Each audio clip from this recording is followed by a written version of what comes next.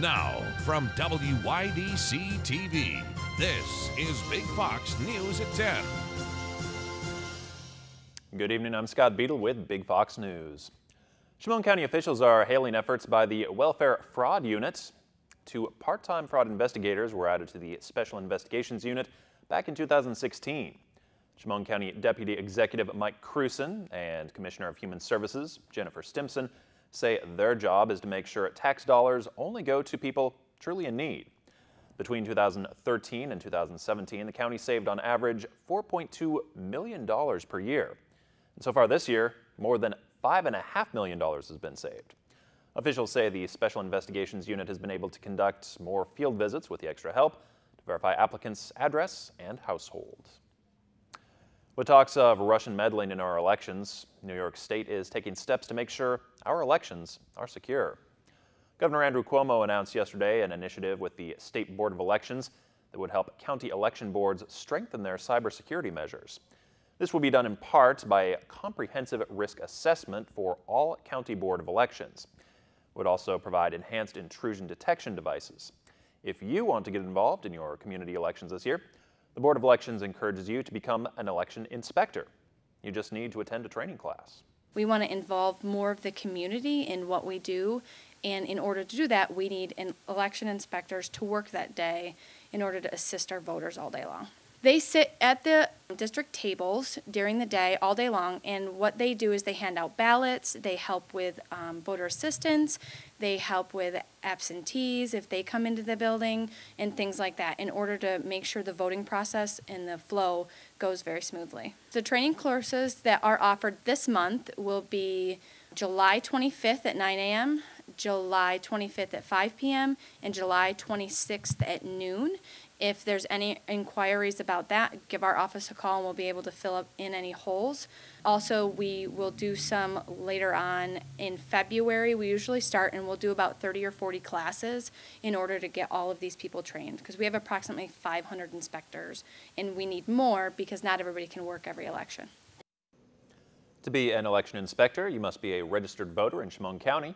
You can fill out an application online, call the Board of Elections, or stop by their office. 4 candidates are running for Chemung County executives so far.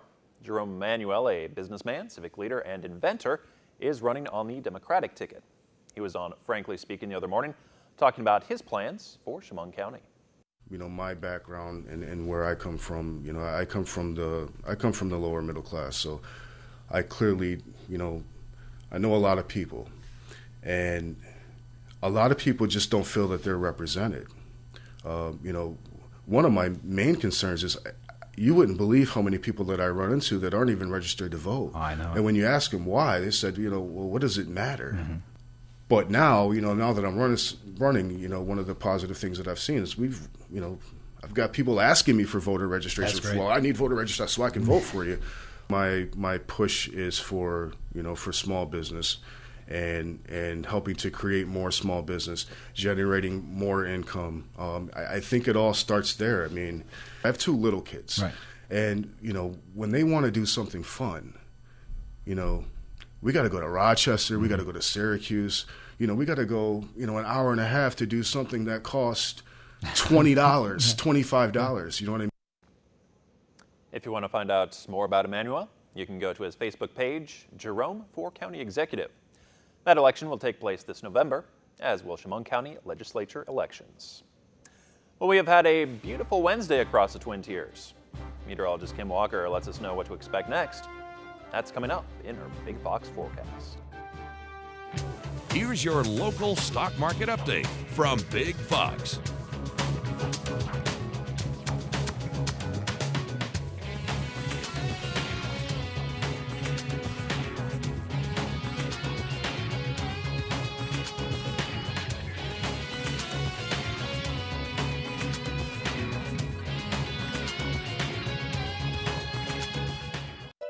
Now, your Twin Tiers forecast from Big Fox.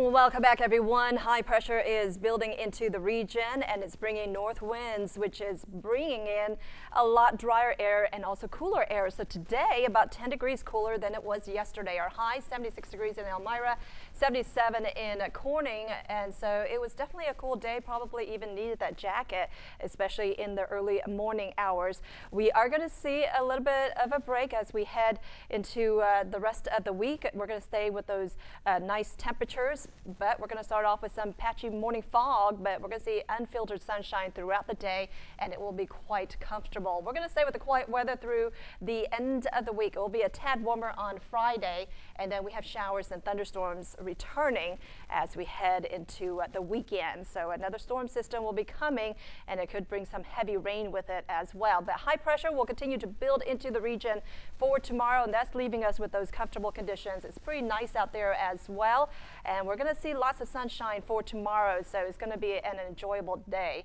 Temperatures tonight, though, will be a little bit on the chilly side, dropping down into the 40s. 46 degrees in Elmira, 46 also in Corning, and around 70 degrees in Watkins Glen. Tomorrow, just a tad warmer, but still very nice. Highs will be around 82 degrees in Watkins Glen, around 82 in Towanda as well. Lots of sunshine and pleasant conditions, and then we are going to see chances of rain return, especially for the end of the weekend. We do have another system coming through, so there could be a few storms on Sunday, and then more chances of rain for early next week. But temperature-wise, we're going to be in the mid-80s and then dropping down into the low 80s on Wednesday. Overnight lows will also climb up as well in the 60s for early next week. Looks like maybe some good temperature for watermelon. Definitely. Next guy might enjoy it. Man who holds more Guinness World Records than anyone showed he was, again, a cut above the nearest competition. His newest record was slicing the most watermelons in half on his own stomach in 1 minute. He did 26 of them, which was 6 more than organizers say was needed to establish a record. Looks dangerous. Sure. Have a good night.